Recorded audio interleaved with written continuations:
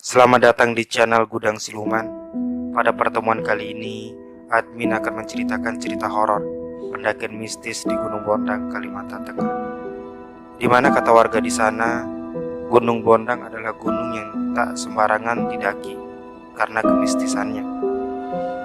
Cerita ini dari postingan di Twitter @ras140217.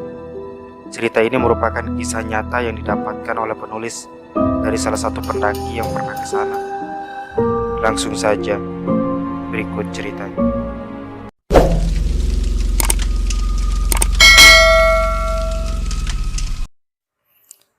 Hari itu adalah hari yang merupakan awal tahun 2000, Kalimantan Tengah. Di sebuah warung kopi, ada 5 sekawan yang terdiri dari 3 laki-laki dan 2 perempuan. Mereka sedang merencanakan pendakian di gunung yang ada di Kalimantan Tengah.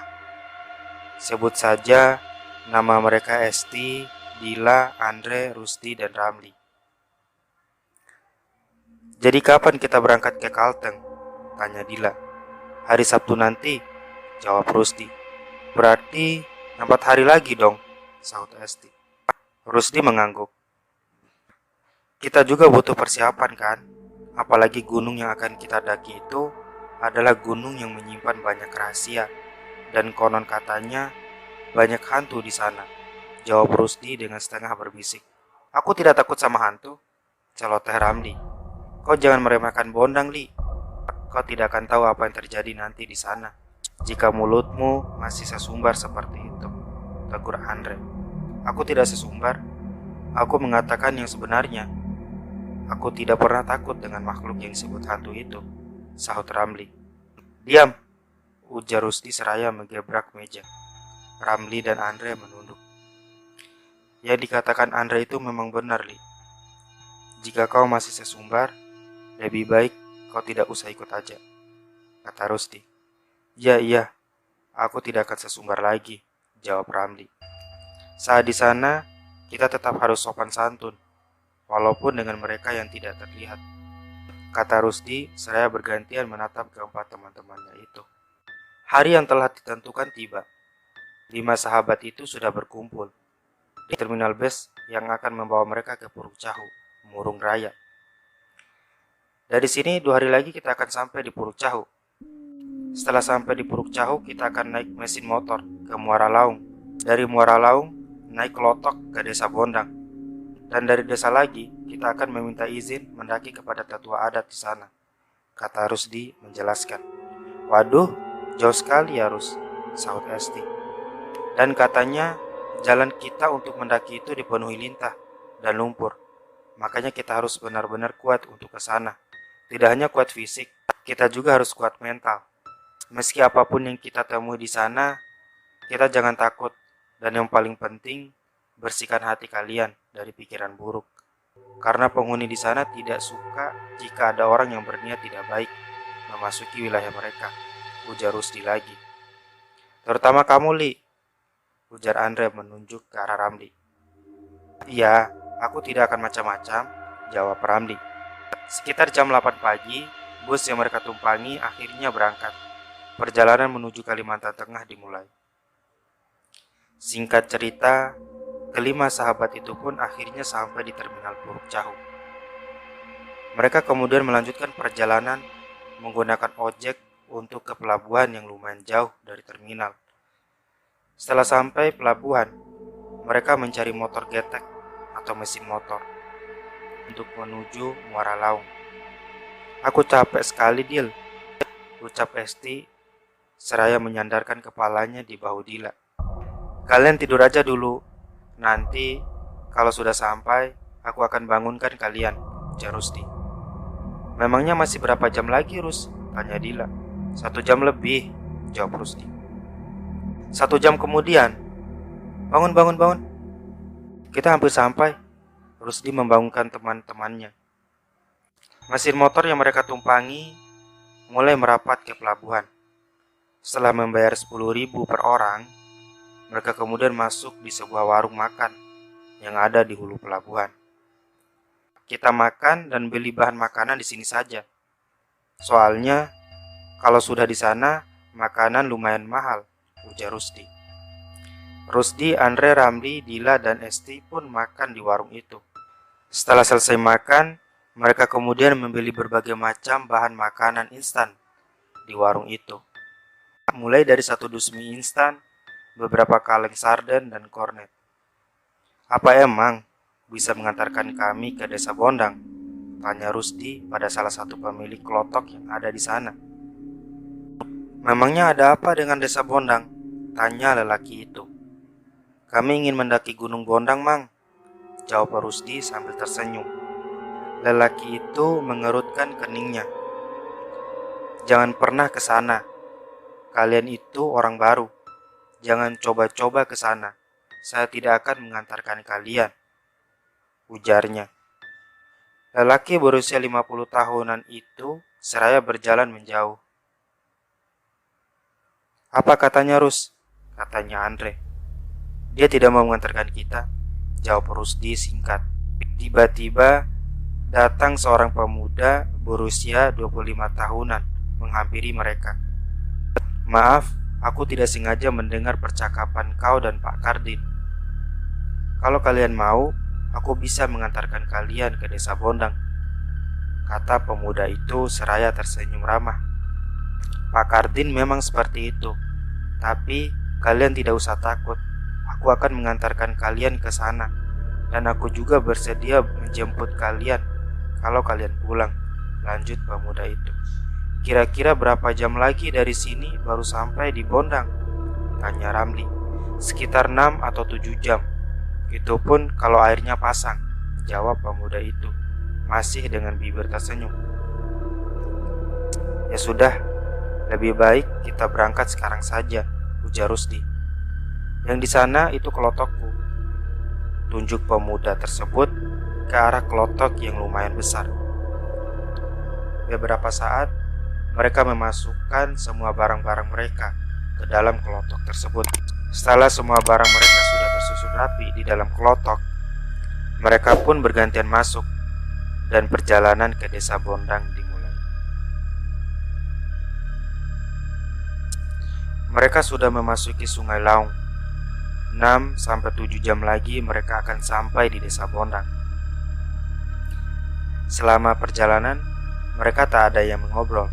Hanya suara gemuruh mesin kelotok saja yang mengisi keheningan itu. Senja sudah beranjak malam. Sekitar jam 9 malam, akhirnya mereka sampai di Desa Bondang. Di desa ini ada penginapan tidak?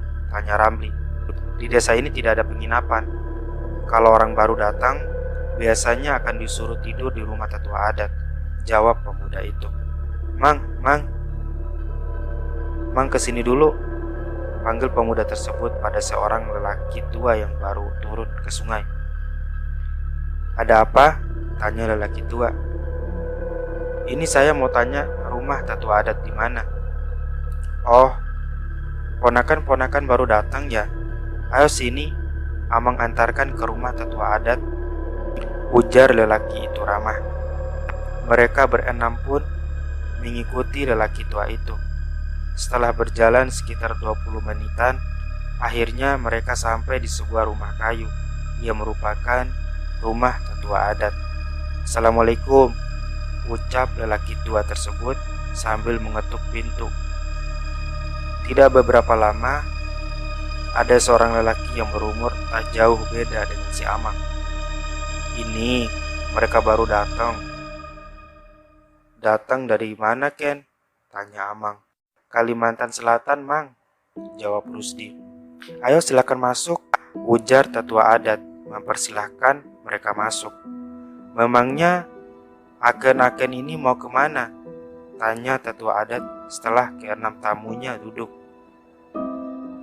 Kami ingin meminta izin mendaki untuk melakukan penelitian di Gunung Bondang, Mang, jawab Rusdi. Tetua adat terlihat mengerutkan keningnya sesaat, lalu menarik nafas panjang. Insya Allah, kalau cuacanya bagus, besok kalian akan saya antar ke atas, kata tetua adat itu kemudian. Malam ini kalian tidur di sini saja. Bawa saja barang-barang kalian ke sini. Kalau ditinggal di sungai, takutnya air pasang, biar tetua adat itu lagi. Inggih mang, terima kasih banyak, ucap Rusdi. Keempat pemuda itu pun kembali ke sungai untuk mengambil barang-barang mereka yang ada di kelotok. Sur, kamu malam ini jangan pulang dulu ya, ujar Rusdi pada pemuda yang mengantar mereka. Memangnya kenapa? Tanya pemuda yang bernama Isur itu sambil tersenyum. Aku kasihan saja sama kamu kalau harus pulang tengah malam, apalagi melewati sungai yang kiri dan kanannya cuma hutan. Rus, kalau dia mau pulang ya silakan saja. Lagi pula dia itu kan orang asli di sini, sudah terbiasa dia melewati hutan. Celoteh Ramli. Tidak apa-apa kok, saya juga tidak berniat pulang malam ini, ucap Isur. Bikin boros makanan saja, gumam Ramli. Hus, mulutmu itu memangnya tidak bisa diam ya, Li? Tegur Andre yang memang tidak suka dengan sikap Ramli. Sudah, lebih baik cepat ambil barang-barang yang masih ada di kelotok itu, ujar Rusdi. Rus, kerjaanmu itu cuma marah-marah ya, gerutu Ramli. Rusdi yang mendengar itu cuma geleng-geleng kepala, lalu melanjutkan langkahnya ke rumah tetua adat. Kau itu harus sopan, Li. Jaga sikapmu itu, ujar Andre. Aku duluan, Li, kata Andre seraya meninggalkan Ramli yang sedang duduk di dalam kelotok. Rus, kata tetua adat tadi, katanya di Gunung Bondang itu banyak orang hilang, tidak pernah kembali setelah mendaki. Aku jadi ragu untuk pendakian besok, Rus, ucap Esti. Kamu percaya kan kalau niat yang baik akan menciptakan jalan yang baik pula? Sebab itulah aku katakan, buang semua pikiran kotor kalian kemarin kan? Jawab Rusdi. Esti menghela nafas panjang. Sudahlah Es, jangan ragu, sahut Andre tersenyum. Saat mereka sedang asik mengobrol, tiba-tiba terdengar suara pintu yang dibuka dengan keras. Astaga Ramli, ujar Andre seraya mengelus dadanya. Dila mana? Mana Dila? Tanya Ramli dengan tubuh gemetar.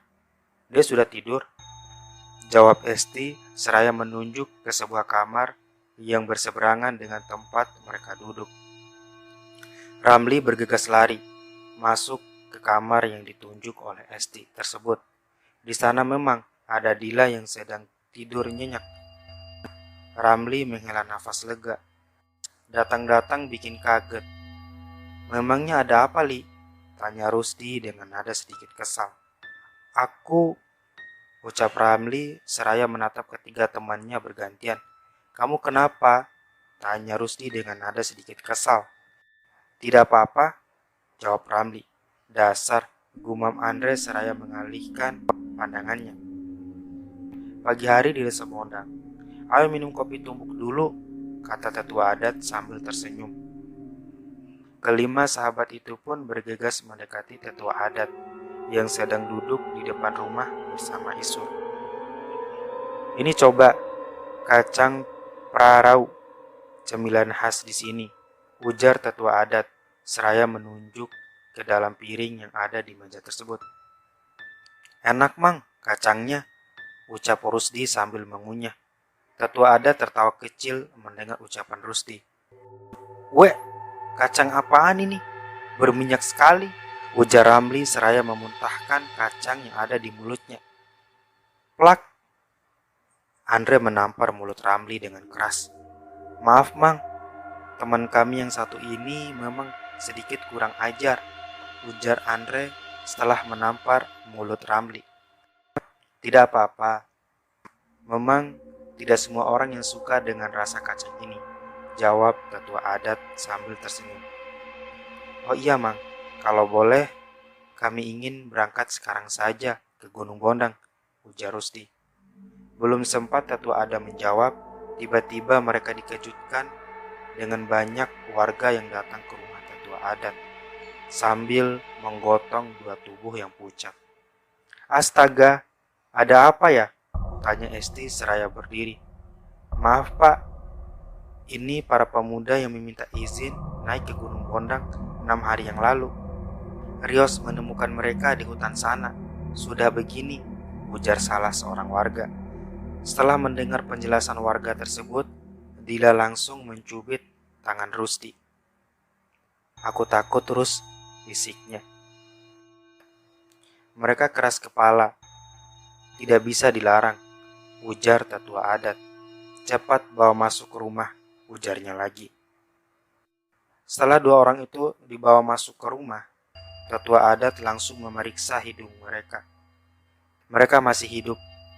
Cepat panggilkan Basi, Tumpang, suruh tetua adat pada beberapa warga yang ada di ruangan itu. Warga itu pun langsung berlari keluar rumah tetua adat. Apa yang sebenarnya terjadi, Pak? Tanya Rusdi. 6 hari yang lalu, ada pemuda yang datang ke sini. Mereka meminta izin untuk naik ke atas Bondang. Saya sudah mengatakan, kalau mau mendaki, jangan hari itu. Karena hari itu bertepatan dengan pemberian sesajen kepada Datuk Penunggu Gunung. Tapi mereka tidak mau mendengar perkataan saya. Mereka tetap naik hari itu. Dan beginilah akhirnya, ujar tetua adat dengan raut wajah menyesal. Palingan mereka itu kehabisan bekal makanan dan mungkin juga mereka tersesat lalu akhirnya kelelahan, celoteh Ramli. Andre segera menginjak kaki temannya tersebut. Setelah beberapa saat kemudian, warga dan seorang lelaki 50 tahunan berpakaian serba hitam masuk ke rumah tetua adat. Yang pulang ini cuman raga mereka, sementara sukma atau roh mereka masih ada di puncak Bondang, ujar lelaki yang disebut sebagai Basi atau dukun tersebut. Lalu kemana satunya lagi, Basi? Tanya tetua adat. Sudah pernah aku katakan, kalau mau naik ke puncak Bondang, jangan dalam jumlah ganjil. Tapi tak ada satupun yang mempercayai omonganku, ujar Basi tersebut dengan suara mulai berubah.